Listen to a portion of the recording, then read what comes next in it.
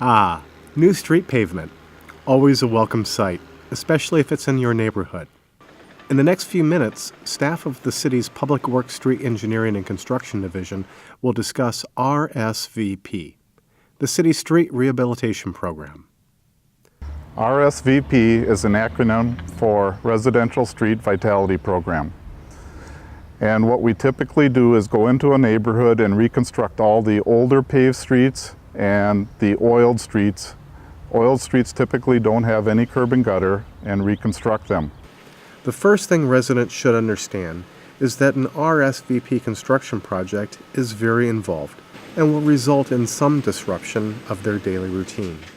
The very first thing we do is replace all the lead water services that go to the homes with copper.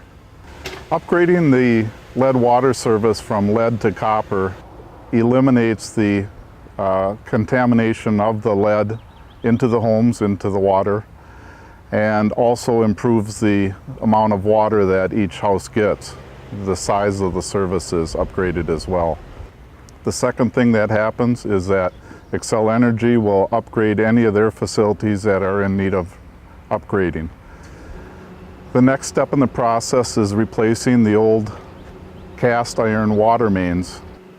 An RSVP project is divided into two distinct halves, the design phase and the construction phase. Street design engineer Lisa Falk-Thompson talks about the design phase and her role in that process. The first thing we do is start meeting with the neighborhood. We have a public meeting to inform the neighborhood about the project and talk about what our standard plan includes, and then offer them opportunities to add features that they might want that would address issues that they have in the neighborhood. And so after this meeting, then we can really start moving more quickly on what we expect to build. Preparing a street design plan typically takes several months before it's ready for a final okay from the City Council. As the design plans progress, Lisa's liaison work begins with a notice to residents advising them of the coming project. This notice goes out to residents about a year in advance of the construction work. We work with the district councils if they're involved, and the City Council on some of the details for various sections or portions of the project. So there's a lot of different coordinating going on. At the public meetings, residents are encouraged to provide feedback and to air any concerns that they may have about the project. Once the project is advertised for bids, responsibility for project oversight shifts to Tom Stedsclough, city construction engineer. Tom supervises the various city construction inspectors, who in turn oversee the private contractors who perform the actual construction work. And as Tom explains, he too has a liaison role to play with residents in the project area. On each project, there's an inspector that deals with the contractor every day of the week, and I oversee all the inspectors.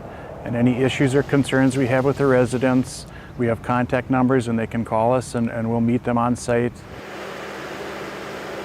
Okay, at times on the project, access will be difficult, and at times you will not be able to access your driveway. When we pour the curb and gutter and we pour the driveway, there's typically a 4 or 5 day period where you cannot drive in the driveway.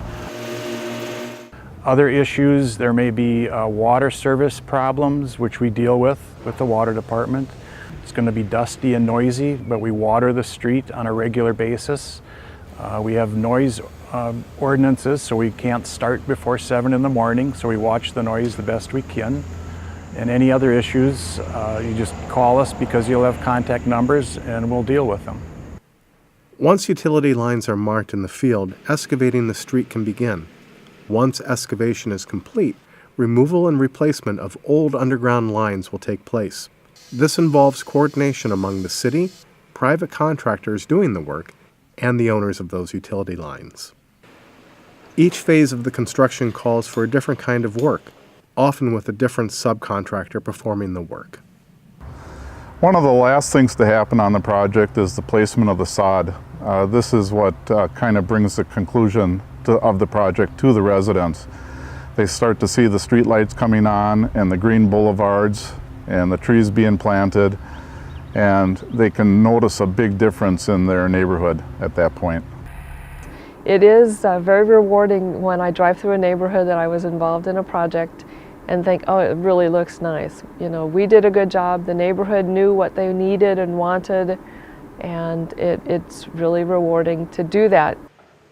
A lot of times during the project, residents will be very frustrated and they're questioning what's going on, but by the end of the project, they really like it. It spruces up the neighborhood, and it really looks good with the new street lights, new sidewalk, new pavement, new curb and gutter, and it's a real nice addition to the neighborhood.